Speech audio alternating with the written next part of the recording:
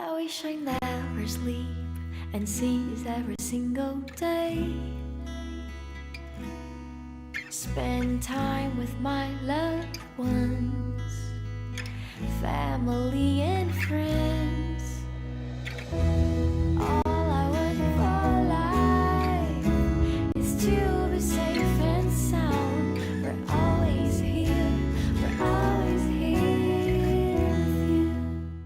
Ei você, leitor e leitora do Portal do Holanda, eis-me aqui mais uma vez. Eu sou o jornalista Humberto Amorim e, como tenho feito todos os dias, retorno trazendo uma personalidade, um profissional renomado para abordar um assunto do seu interesse, do meu interesse, de todos nós. Eu quero primeiramente lembrar a todos vocês que nós estamos em pleno exercício da campanha Novembro Azul. E essa campanha tem a ver com a conscientização voltada para todos os homens acerca dos males que afetam aqueles do sexo masculino, principalmente o câncer de próstata. E hoje nós estamos com um especialista no programa, que é o Dr. Ítalo Cortez. Ele é urologista e vai abrir uma janela de informações para todos nós, principalmente os homens. É lógico que a entrevista é recomendada para as mulheres, porque eu sei que muitas mulheres é que induzem aos seus homens a fazerem o exame. Nós vamos já entender por quê. Por isso eu peço a todos vocês, a partir de já, toda a atenção. Essa entrevista com o Dr. Ítalo Cortez tem a ver com o seu bem-estar, a manutenção do seu bem-estar. E como eu disse na chamada, se você tem o sexo, se você é do sexo masculino como eu e o Dr. Ítalo, então, meu amigo querido, meu dileto leitor, fique com a gente, porque o benefício vai ser todo seu. Eu estou certo disso. Dr. Ítalo Cortez, é com muita alegria que eu volto a lhe receber no programa. Eu acabei de dizer que o tempo é como um raio no meio da noite, né? De repente, lá se foi um ano e o senhor está de volta. E a gente está muito feliz por isso. Obrigado por ter aceito o nosso convite. Muito obrigado. Obrigado pela oportunidade mais uma vez. É uma satisfação enorme poder estar aqui com vocês e levar essa informação na área da urologia, especificamente em relação ao Novembro Azul, que, conforme você mesmo falou e bem colocou, é um mês de alusão aos cuidados de saúde do homem. É um mês que nós tomamos mais à frente das mídias sociais, das televisões, dos jornais, dos portais, para levar a informação que o homem precisa ser avaliado em relação ao câncer de próstata. Então hoje a gente vai discutir um pouco, conversar um pouco sobre isso. Você tem algumas perguntas, eu vou fazer algumas colocações para o nosso leitor, para quem está nos vendo aí nas mídias sociais, e tentar gravar o máximo de informações possíveis, tanto para os homens como para as mulheres, que são fortes influenciadoras para que os seus maridos e filhos e pais frequentem os consultórios médicos urológicos. Doutor Ítalo, eu levantei que 20% dos casos de câncer de próstata no Brasil são diagnosticados de forma tardia. Exatamente. Eu gostaria que o senhor ratificasse essa informação e também nos dissesse o seguinte: já foi pior? Sim, o que acontece? Hoje a gente tem mais dados concretos, né? A medicina vai evoluindo, os institutos que fazem a fiscalização desses dados, que fazem a estatística dos dados nacionais e internacionais, vem evoluindo cada vez mais, e a gente tem dados atualizados todos os anos. Então, essa literatura que você pesquisou provavelmente tem alguma ligação com o INCA, que divulgou agora, no ano de 2018... Foi minha fonte. Isso, exatamente. No ano de 2018, nós vamos ter aproximadamente 68 mil novos casos de câncer de próstata no Brasil.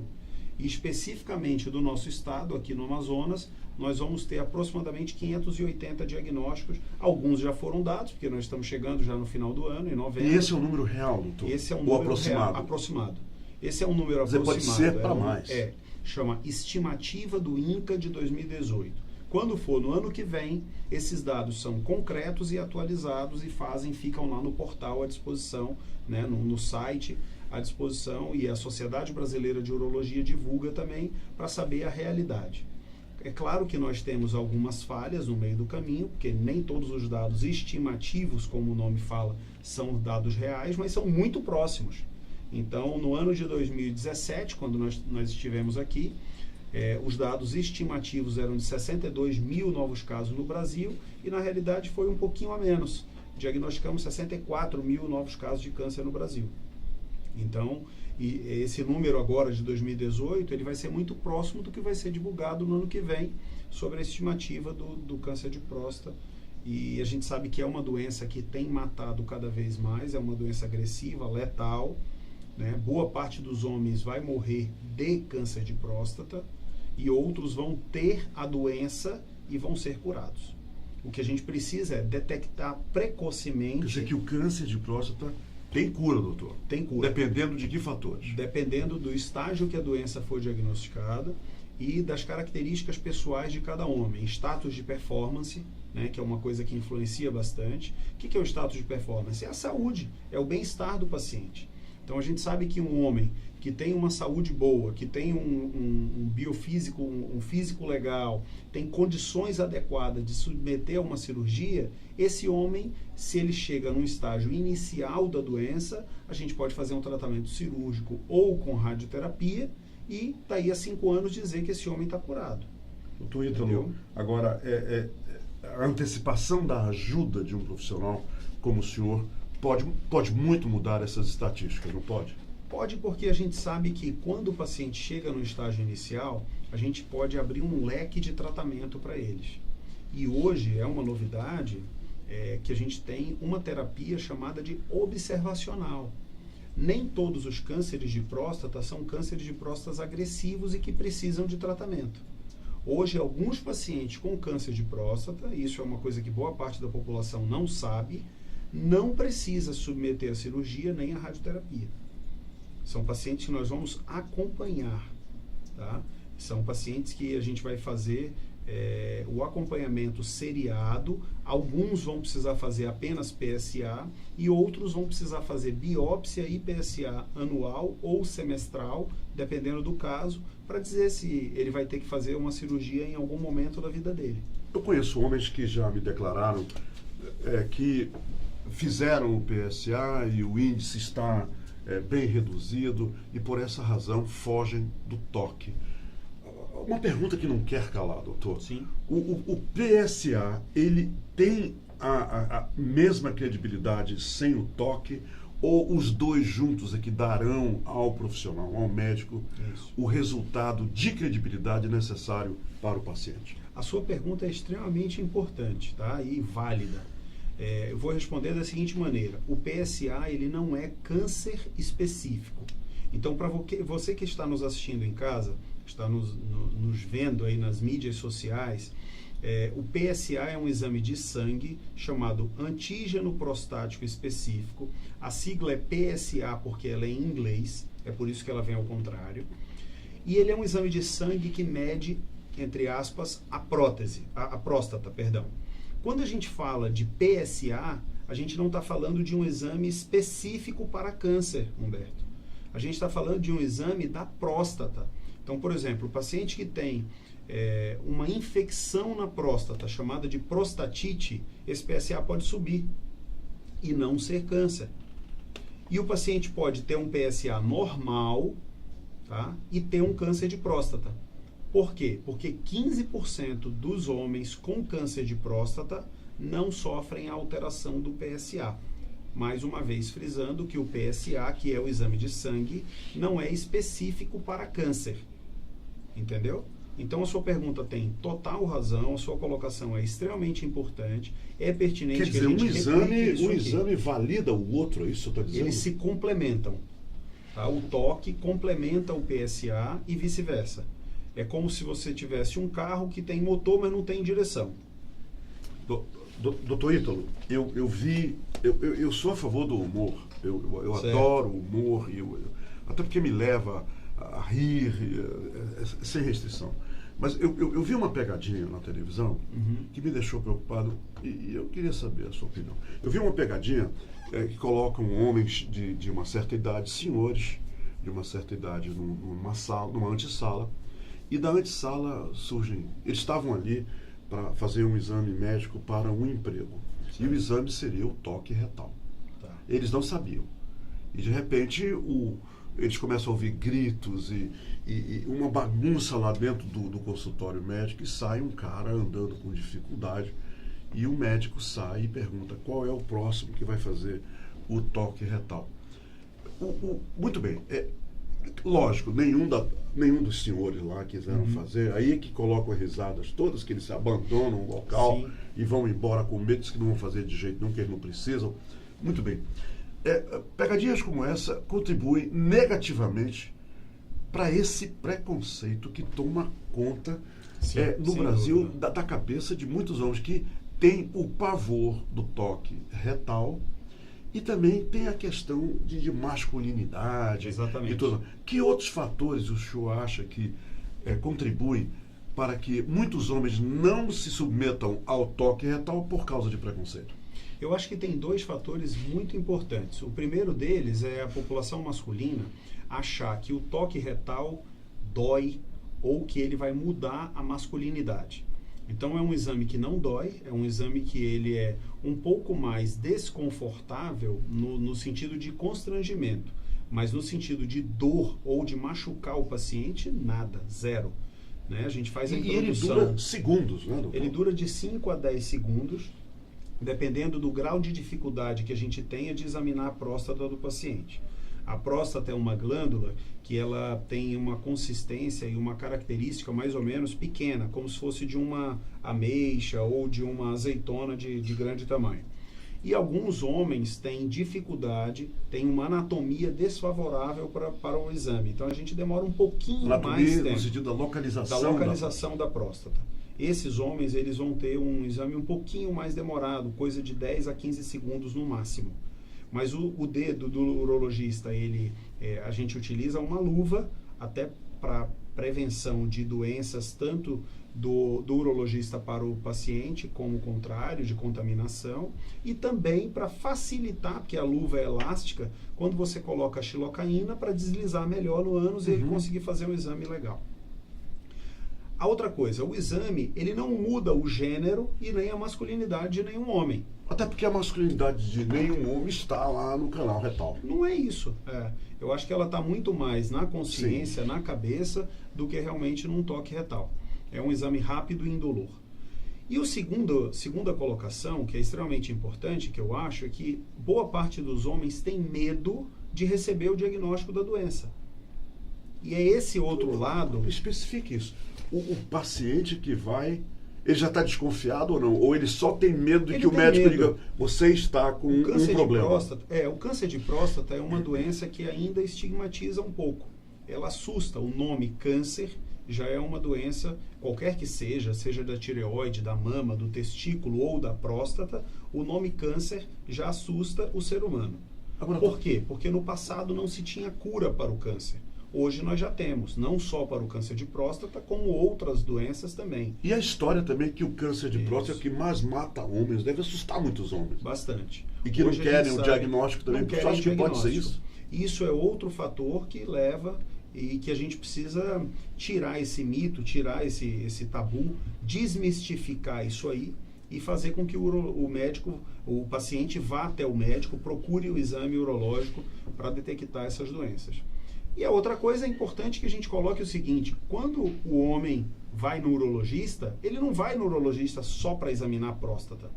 Ele vai no urologista para ver a parte hormonal, ele vai para ver a parte sexual, ele vai para fazer exames urológicos completos, exames gerais do organismo, até a pressão a gente mede. É verdade. Então, quando você chega num consultório médico, urológico, e vai ser bem atendido, você vai ter a sua pressão medida, você vai ser pesado, você vai ter a sua circunferência abdominal medida, para a gente falar sobre síndrome metabólica, falar sobre doenças do coração, falar sobre hipertensão arterial, falar sobre reposição hormonal masculina, se a sua ereção está boa ou se você está tendo falha da ereção.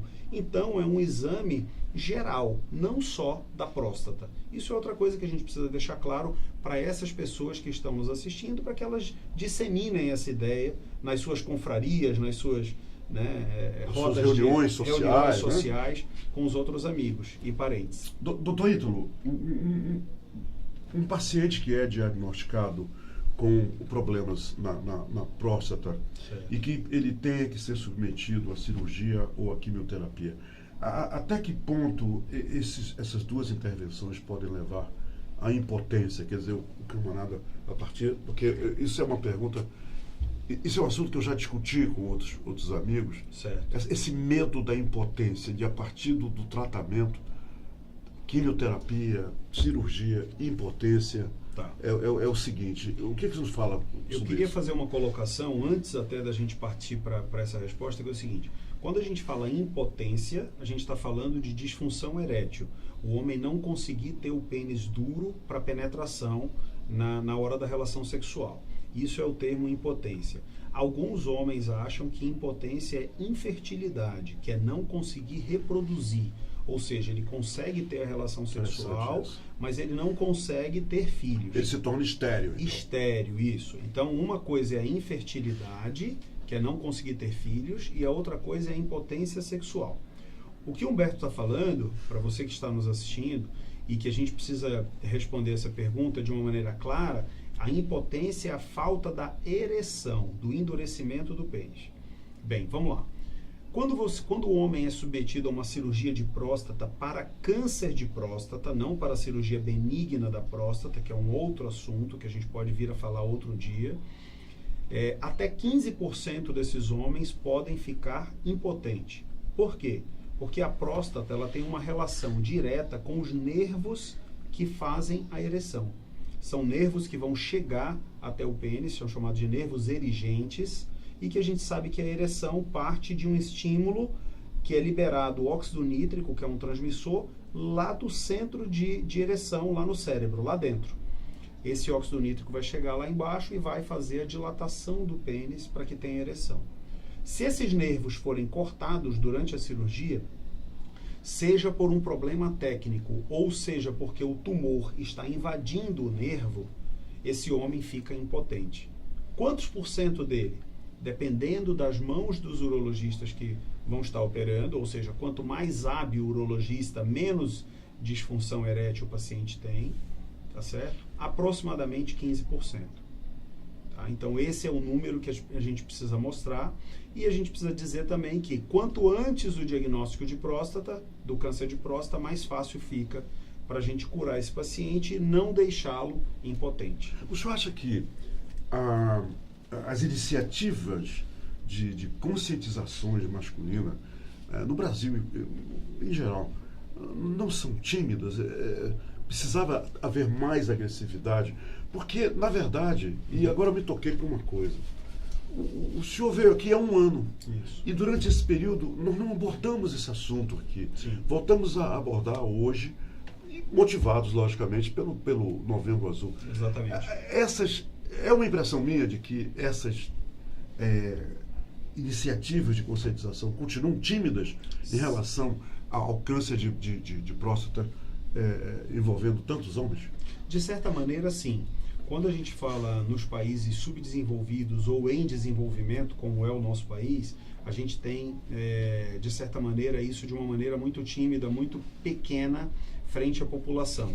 Quando a gente olha para países desenvolvidos, países europeus, países como os Estados Unidos, por exemplo, a gente vê que essas campanhas são maciças durante o ano todo.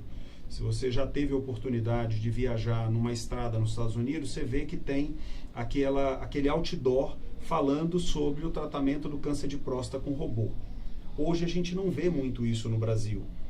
Tá? Então, assim, melhoraram essas campanhas sistemáticas, melhoraram. Mas da onde é que elas partem? No geral, elas partem dos institutos de pesquisa e dos centros grandes de tratamento do câncer, como o INCA, como Sociedade Brasileira de Urologia, Sociedade Americana de Urologia.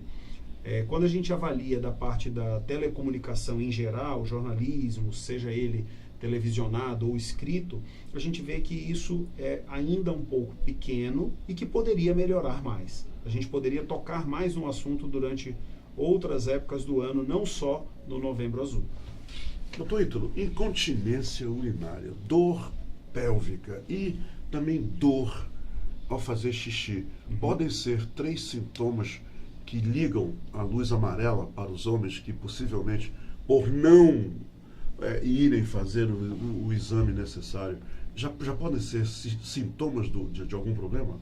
Sim, podem ser sintomas de problemas urológicos, mas normalmente não estão relacionados ao câncer de próstata. Tá? Então, quando a gente fala, por exemplo, aquele homem que tem ardor a urinar, aquele homem que levanta várias vezes à noite para ir até o banheiro fazer xixi... Várias vezes seria o quê? 3, 4 vezes? Doutor? Acima de 2 vezes já está várias. Alterado. Isso. A gente já chama um termo de nictúria ou noctúria. Ele levantar mais do que 2 vezes à noite para ir ao banheiro, de 3 para frente. Isso já não é certo, já não é correto, já não é fisiológico, né? Então a gente precisa estar atento para isso. E isso aí está muito mais relacionado ao crescimento benigno da próstata, que é a hiperplasia prostática benigna. Porque tem um crescimento maligno e o benigno. Né? Isso, Tem os dois crescimentos. O crescimento benigno é o que boa parte dos homens vai ter. E o crescimento maligno, que é esse que uma menor parte terá, e que uma menor parte vai ser mais agressivo também. Tá? A gente chama muita atenção para o câncer de próstata, mas a gente sabe que a incontinência ou que a continência de maneira... Não incontinência, mas uma continência, uma poliúria, uma polaciúria, que seria o homem ir várias vezes ao dia para urinar ou perder urgência urinária, estão mais relacionadas ao crescimento benigno da próstata. Tá? Então, que é também um fator, né, uma doença que merece tratamento. Quer dizer, uma visita ao especialista é recomendável. É recomendável, porque a gente consegue, de maneira medicamentosa, não cirúrgica, na grande maioria das vezes, aconselhar e orientar esse paciente para que ele tenha um resultado positivo no seu tratamento. Procede a informação de que muitos homens são induzidos, levados, até obrigados a irem ver o seu urologista pelas suas mulheres, são elas que comandam esse processo. O que o senhor diria, então, agora, no fim da nossa entrevista, a essas bravas mulheres que incentivam os seus homens a irem ao urologista? O que o senhor diria a essas mulheres que sabem que o seu marido, que o seu companheiro não tem ido fazer esse dever de casa, indo no mês de novembro visitar o urologista? Eu acho que é fundamental, o papel da mulher hoje é fundamental quando a gente fala de mãe, de esposa e de filha. Diversas vezes a gente recebe no consultório um homem acompanhado de vocês, mulheres. O papel de vocês é importante para orientar, para acompanhar, para ajudar a tratar esse paciente que tem algum problema. Boa parte das vezes o homem não vai porque ele tem uma sobrecarga de trabalho, porque falta o tempo, naquele pequeno tempo que ele tem sobrando, ele quer estar presente com a família, ou quer estar numa confraria de amigos, numa rodada de vinho, num jogo de dominó, num futebol, enfim. Então, marque uma consulta urológica de boa qualidade, dura de 30 a 50 minutos. Não é uma coisa, uma vez por ano, não é uma coisa demorada. Então, o paciente vai ser avaliado, ele vai ter todo o seu perfil avaliado, não só da próstata, como a gente já falou anteriormente aqui, e no final ele vai ter um diagnóstico e uma orientação. Então, vocês, mulheres, têm um papel fundamental na saúde dos homens, das suas famílias e dos amigos também. Até porque nós estamos tratando de uma cultura, né, de medo por parte dos homens e a tal masculinidade, etc. etc. Doutor Ítalo, a partir de que idade?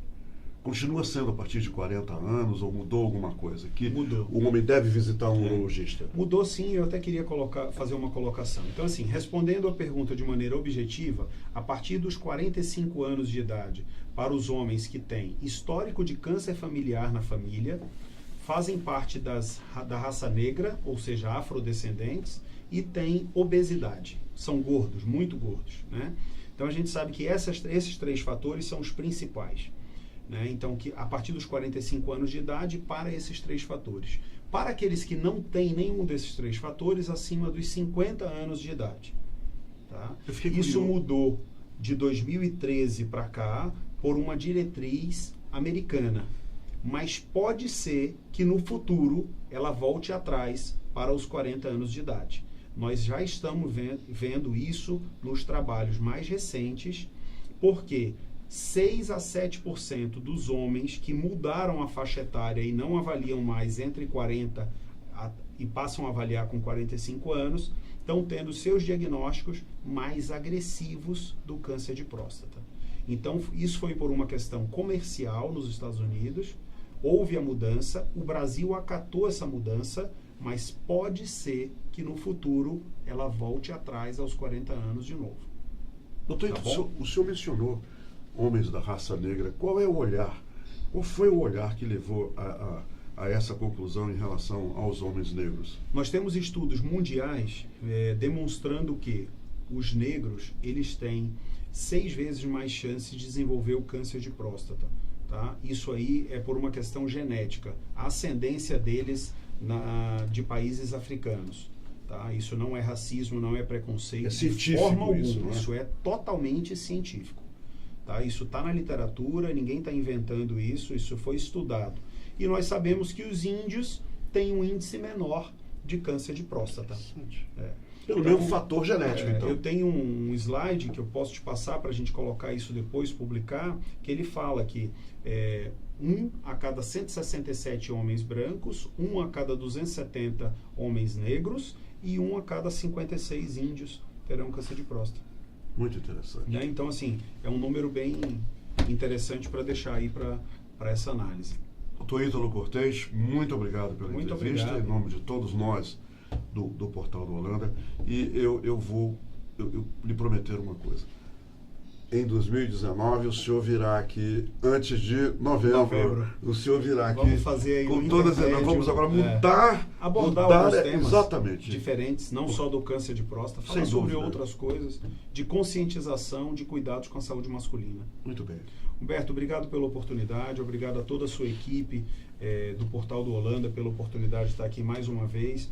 Para mim é sempre uma satisfação muito grande, eu gosto do que eu faço, gosto de levar essa informação e também de receber e tratar os homens com problemas urológicos. E lembrando que o urologista não cuida só de homens, cuida também de mulheres. Interessante isso. Né? Uhum. Então, as mulheres não têm próstata, mas elas têm incontinência urinária, mas elas têm tumores nos rins, elas têm tumores na bexiga, elas têm cálculos renais e elas precisam do urologista também.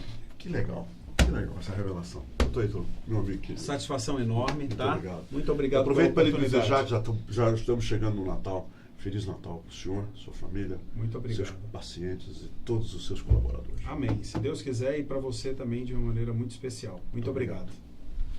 Muito bem, minha gente, é isso aí. Eu me sinto assim, né, de certa forma, muito aliviado. Essas informações me abriram um horizonte maravilhoso de que o amanhã pode ser melhor e depende principalmente de mim, da minha iniciativa, do amor que eu tenho por mim mesmo. E eu acho que isso tem a ver com você também, meus caros amigos, homens que nos assistem. E parabéns às mulheres que nos empurram contra esse preconceito, para que nós possamos ter um bem-estar muito melhor ao lado de vocês. Obrigado pela companhia.